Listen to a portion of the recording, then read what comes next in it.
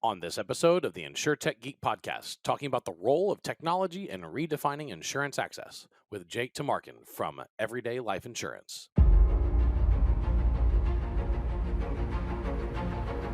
The InsurTech Geek Podcast, powered by JB Knowledge, is all about technology that's transforming and disrupting the insurance world.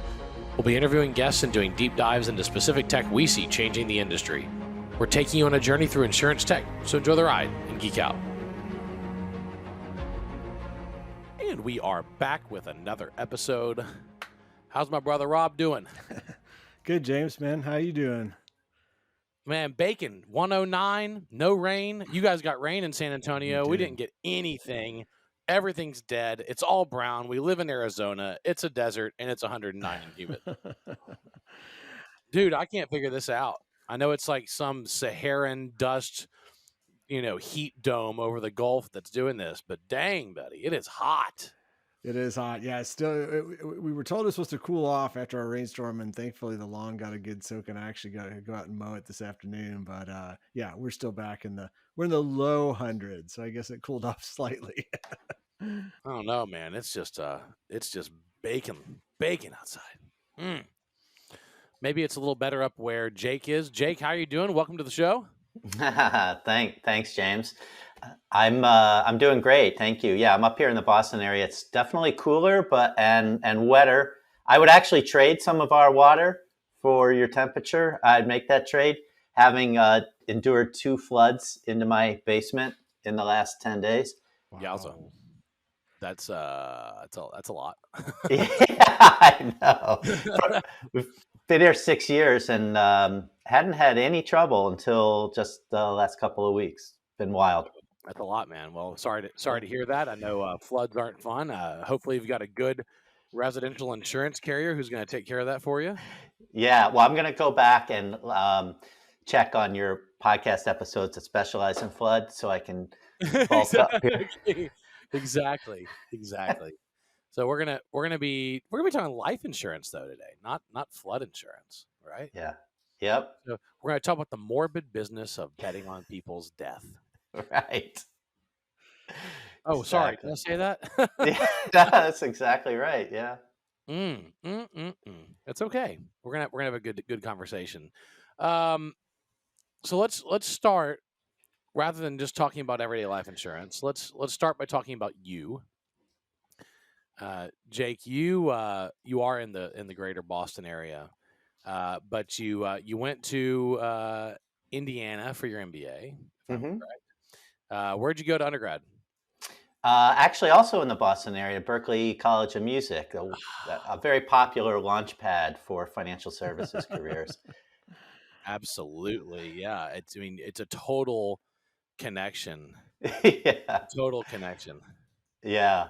So my 16-year-old daughter is about to check in for her first day of boarding school at Interlochen.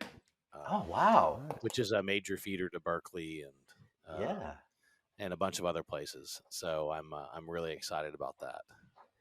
That's a huge accomplishment already. Yeah, she's pretty fired up.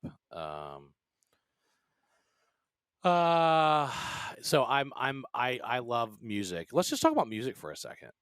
Tell me what you went to Berkeley to study.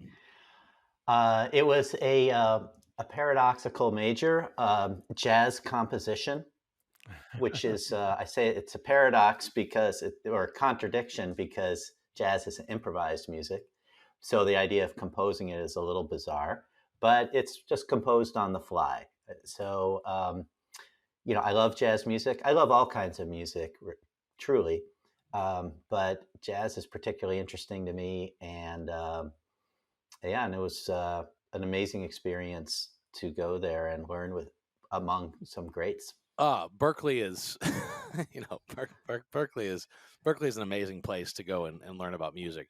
I wish I could have had the opportunity. My career goal when I was 15, 16 was to be a piano player, professional piano player. I was a competitive classical pianist from age 8 to 18, and wow, loved it.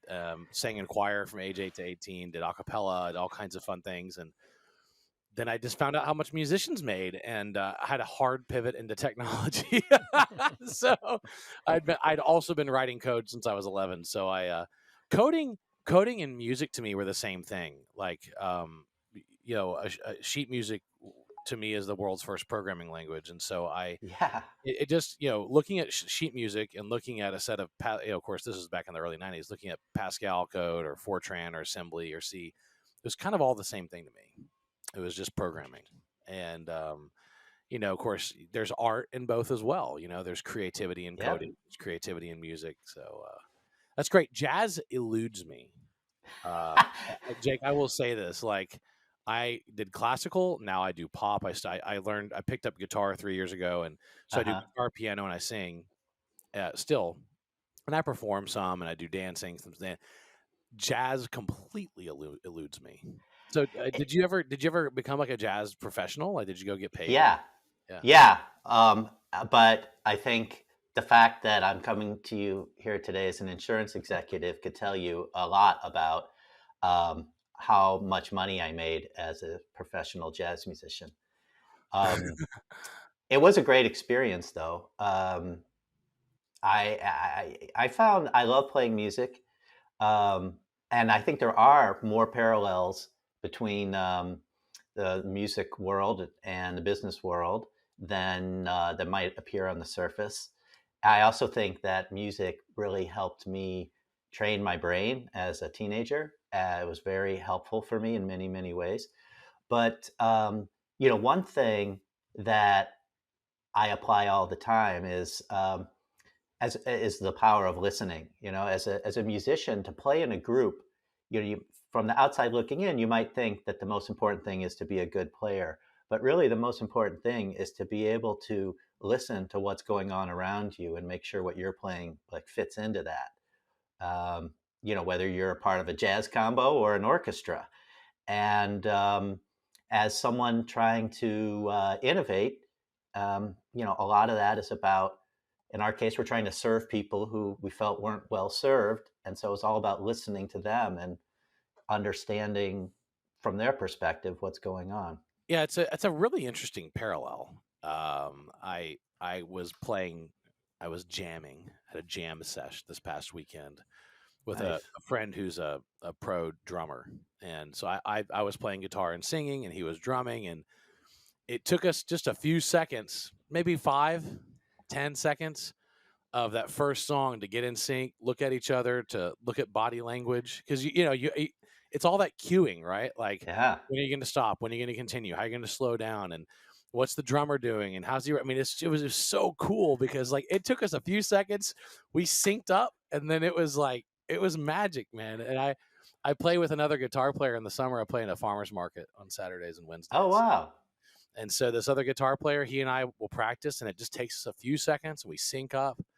And then he takes highs, I take lows, or vice versa. I mean, it's very similar if you have a really good business team and a really good technology and innovation team.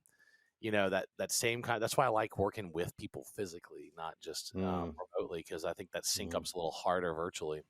definitely. So that's really cool. So you actually landed as a team leader and retirement planning consultant at MetLife. You were there for 5 years, and then went to Yep. BNY Mellon, where you worked as in treasury, Hmm.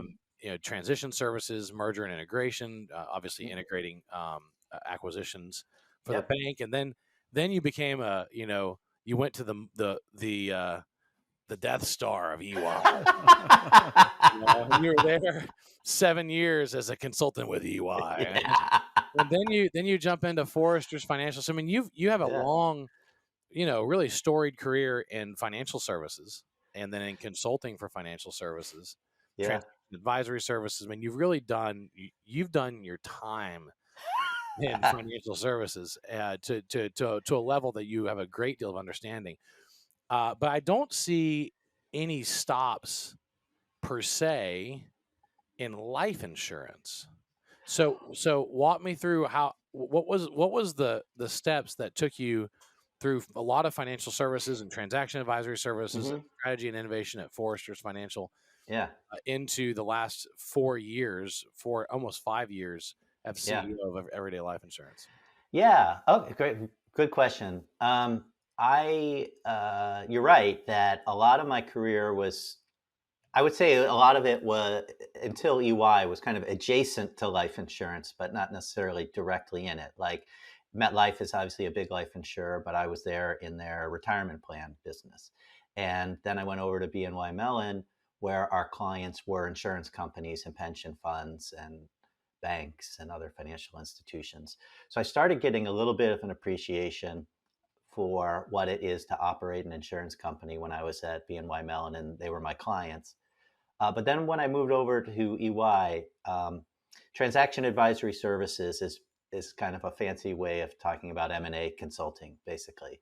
And so what I focused on financial services, but there started a lot of the action was happening in insurance at the time. So I started concentrating more there. And over those 7 years, I really got to understand the life insurance industry better. And so then when I decided that I wanted to do something, the thing about being a consultant is there's a lot of great upsides.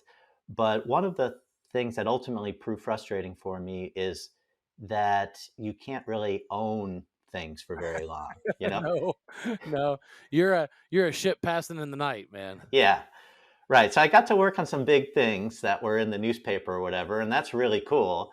But I wanted to have a more substantial impact and um, on what I was working on and on the world in general. And I felt like at EY, at the risk of, I love EY, I still have a lot of friends there, and I still work with them. So I hope this is received with the love with which it's intended. But a lot of EY's work is essentially about helping Fortune 100 companies become Fortune 50 companies. And that's really great and very rewarding for a lot of people. But for me, what really energized me, what I decided was really more at the other end of the economic spectrum, and how these companies, including many of my clients, were using technology to expand the market and reach consumers who couldn't be, and clients who couldn't be reached before. So that's actually why when I left EY and joined Forrester's Financial, that was a motivation there. Forrester's actually, at the time that I joined them, life insurance was a big part of their business, and they did asset management too and some other things. But what got me excited there was they were what's known as a fraternal benefit society, which is basically a nonprofit, mission-driven company serving its members who have some common bond beyond just being a customer. Yeah, customer, yeah. Yeah, and I loved that missionary. I loved working for a company on a mission that was more than just the mission of printing more money. And I had a great experience there. But what I ultimately determined was that I loved the mission, but for me to really have the impact that I wanted, I would need to do it on my own.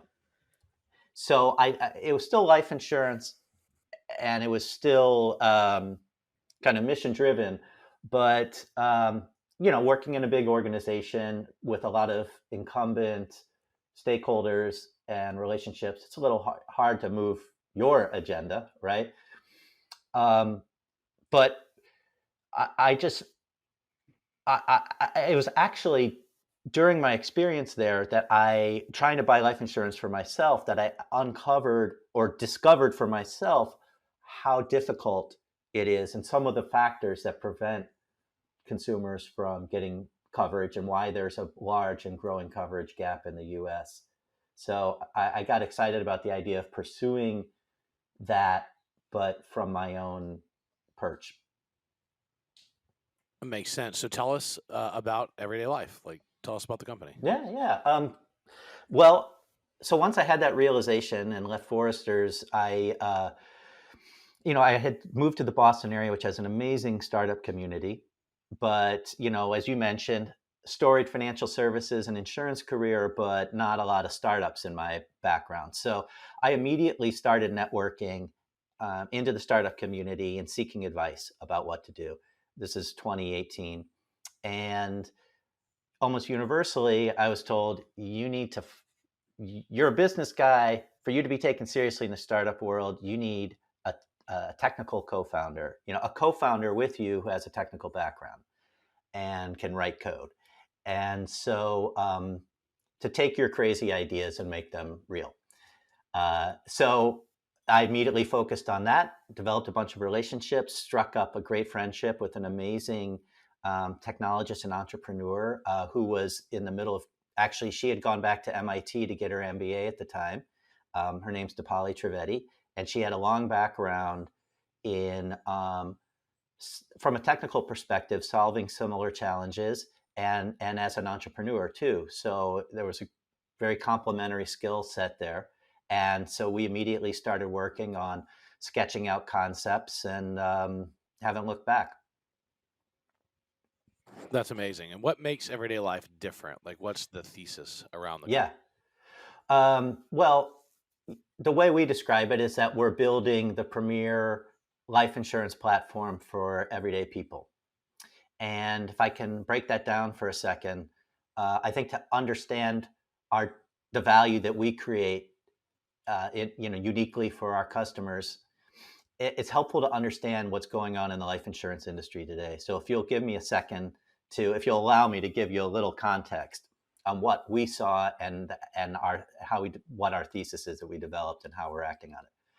What we saw was that if you look at like the 10 years prior to the pandemic, the life insurance industry grew the number of agents that were selling the products from like 900,000 to 1.2 million. It's like grew by a third. Or it's actually even more than that, but grow by over a third. And the amount of premium income they were generating grew even like 40%, grew even more. So agents are getting more efficient. But at the same time, LIMRA did this amazing study that showed how households earning less than $100,000 were reducing their coverage, were less likely to be covered by life insurance than their parents were.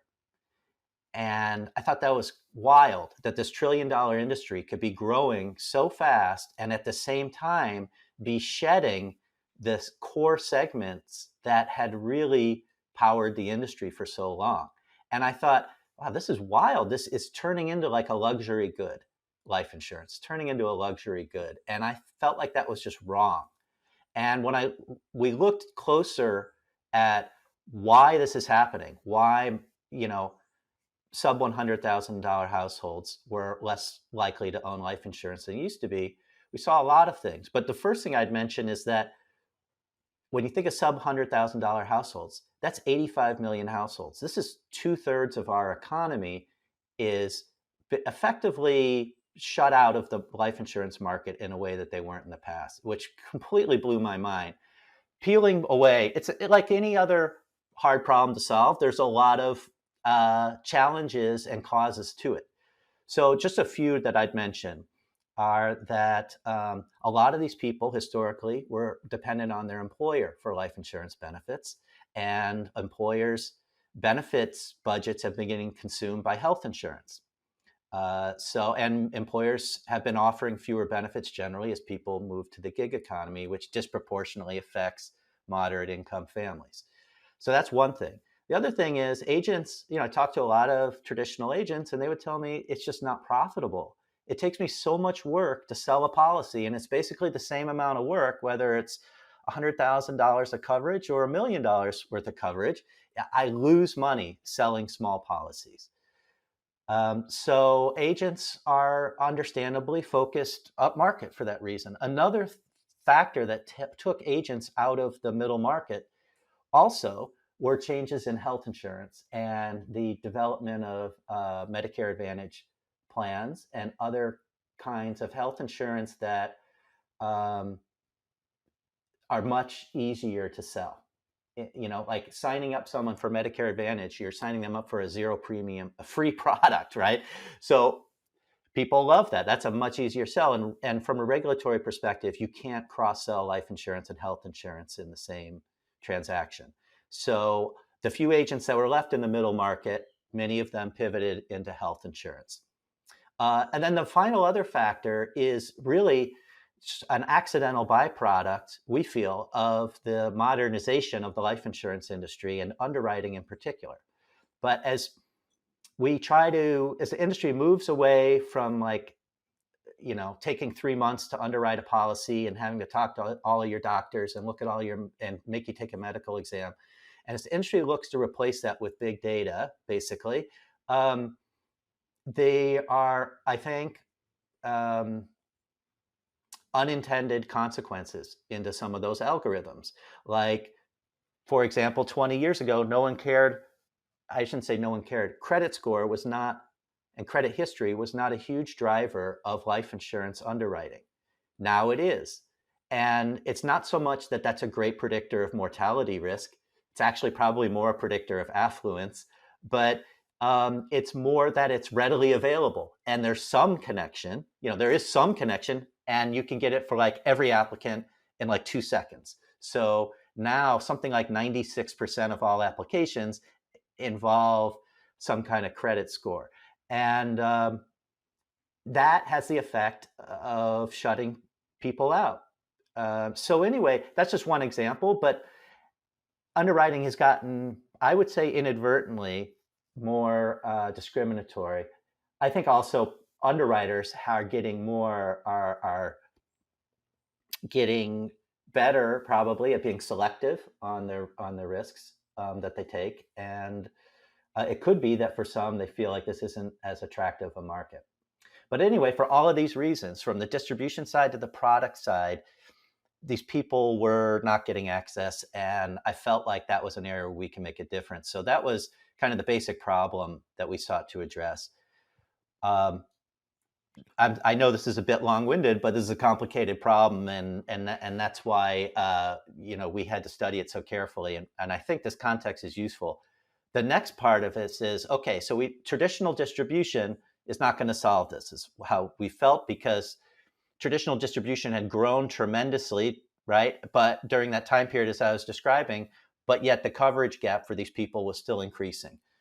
So we moved to online distribution. Let's sell it online.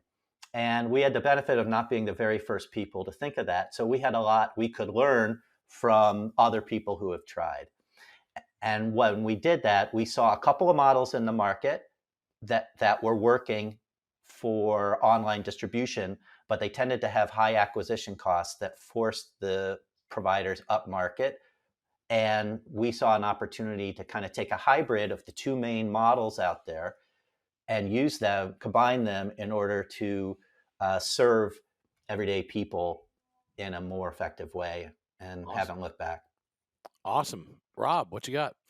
Yeah, Jake, a fascinating background. I think you have a really good kind of high-level synopsis of some of the challenges that you came in as somebody familiar with the industry, but I would say an outsider, right, rather than a life insurance veteran, as we've kind of walked through your bio.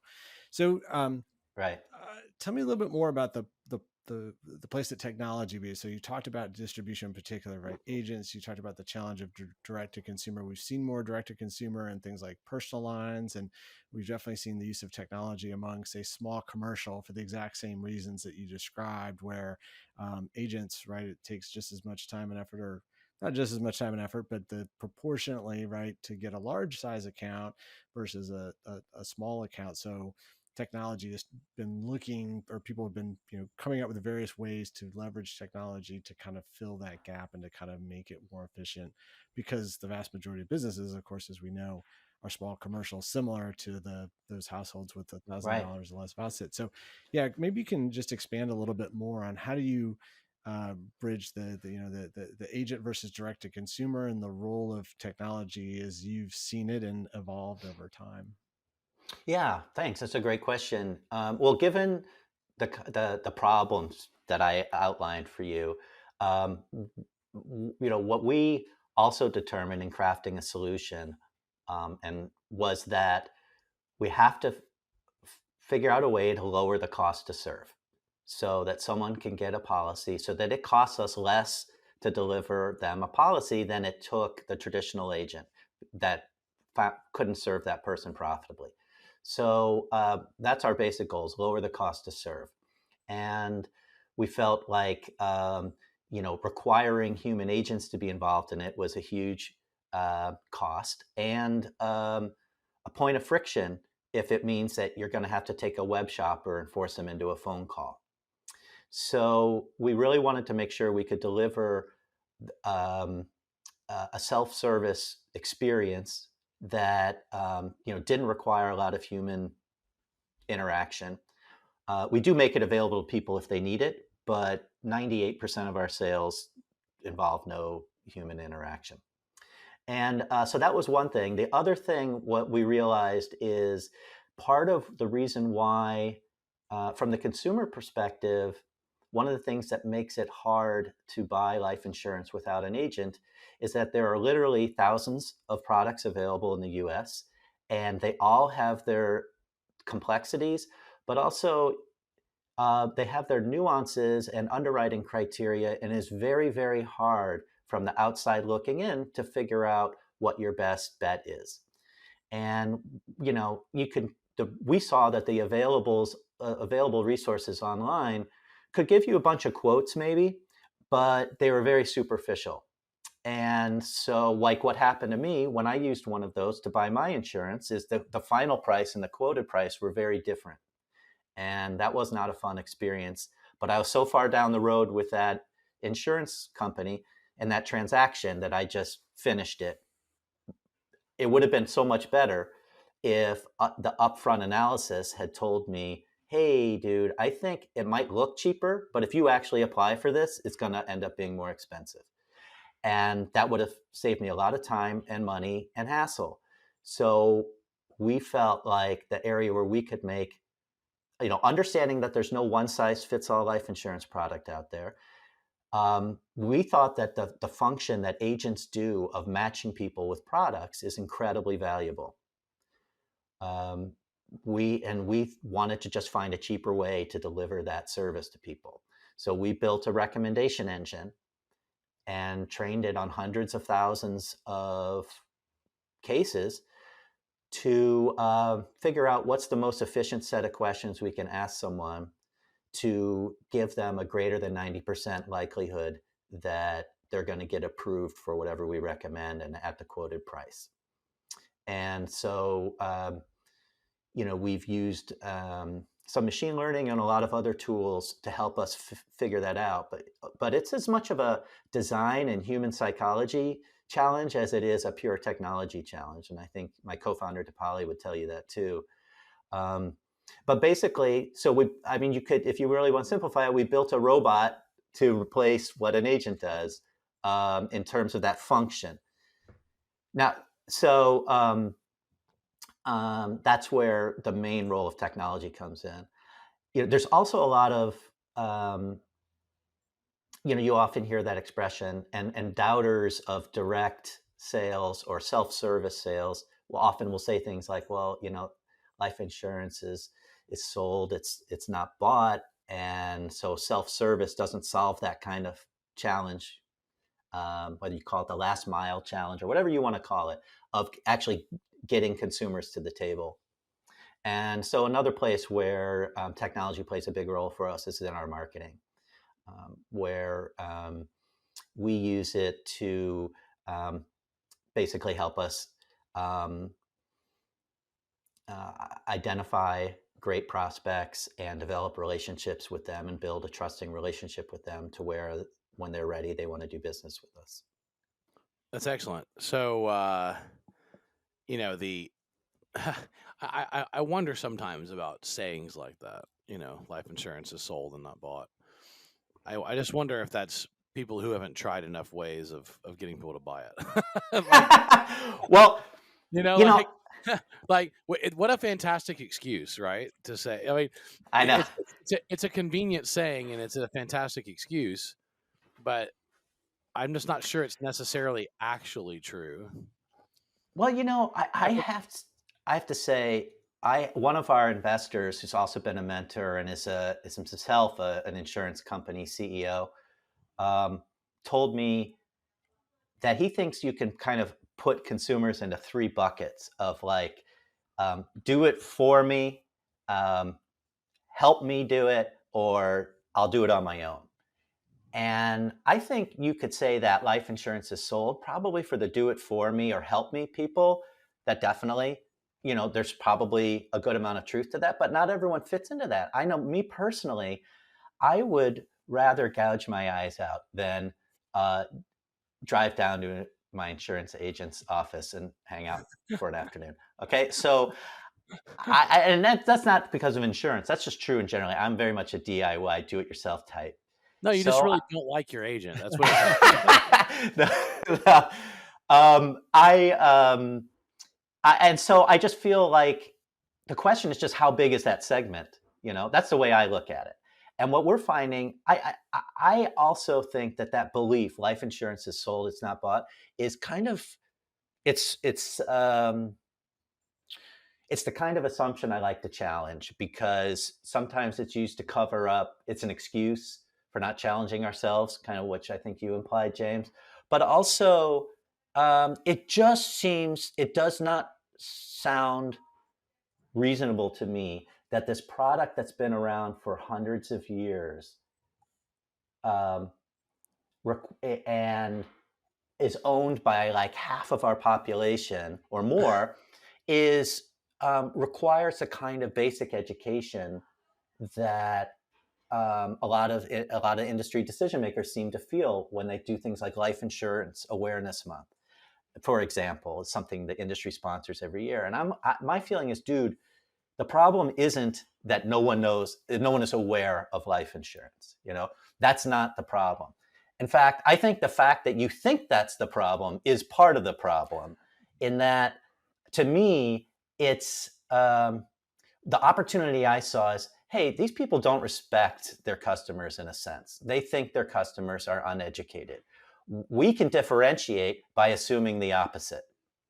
And so that's kind of how we've changed. I should say that's kind of our unique positioning in the market. It helps inform how we talk with our customers and the experiences we provide them.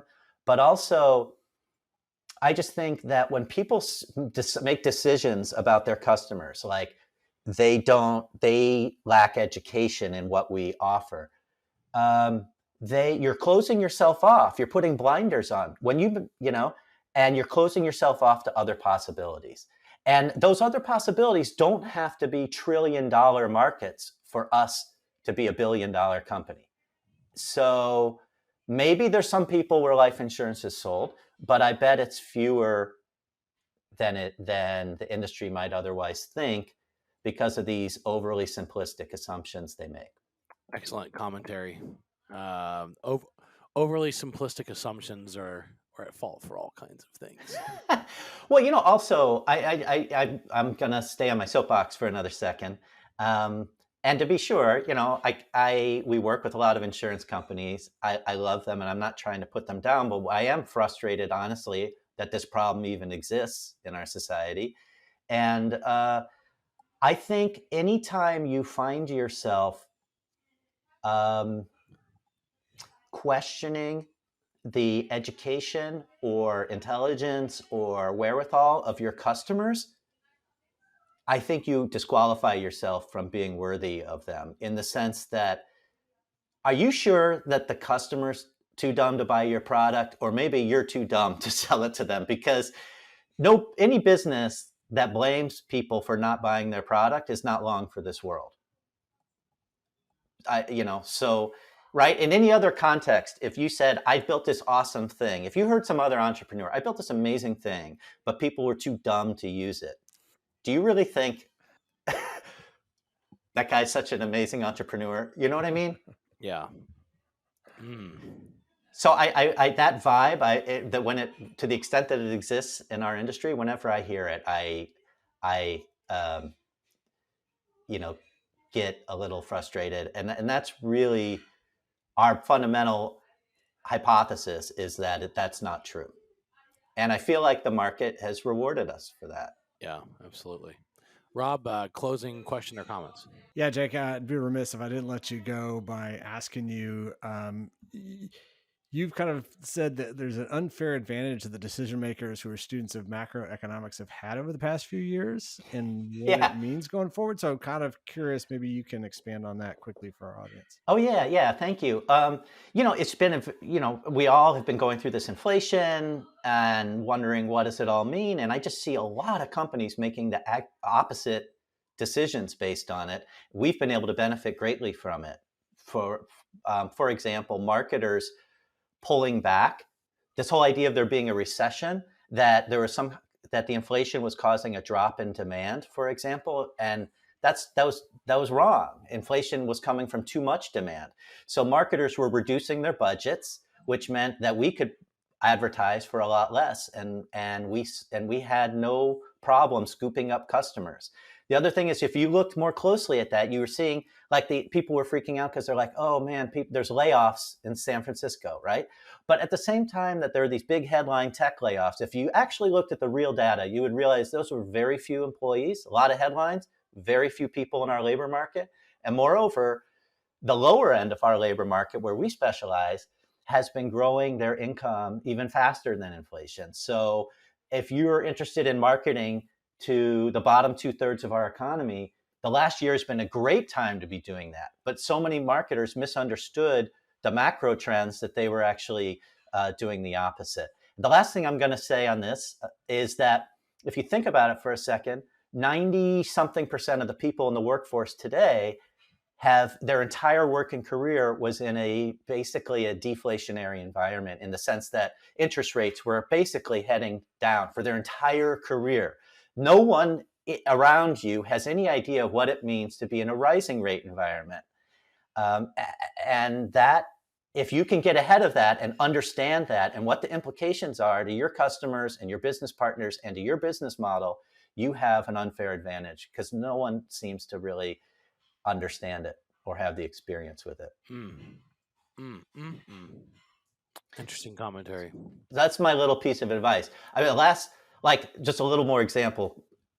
Silicon Valley Bank went down last year, and not for a very good reason, in my opinion. And I say that as someone who has lost all of their money the day before we needed to make payroll. And that was not fun, but we recovered. But my point is, if you went back to a treasury, someone who was running their treasury, if you brought in someone who was running a bank treasury department in 1980, they would not understand what happened, because they would understand how to handle a rising rate environment. And Silicon Valley Bank obviously didn't, but it was just shocking that a top 20 financial institution were not good enough students of history to know how to manage their balance sheet.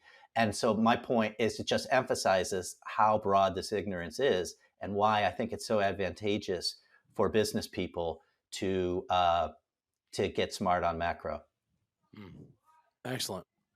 Great discussion today. We are at time. Where can people go to find out more information about Everyday Life?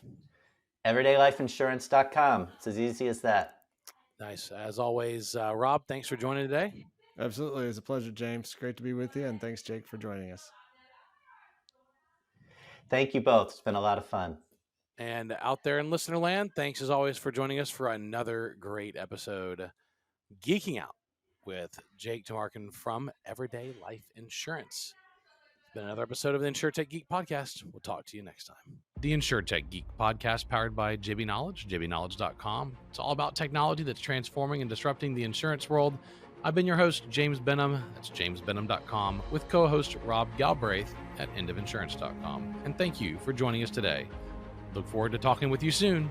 We're taking you on a journey through insurance tech, so enjoy the ride and geek out.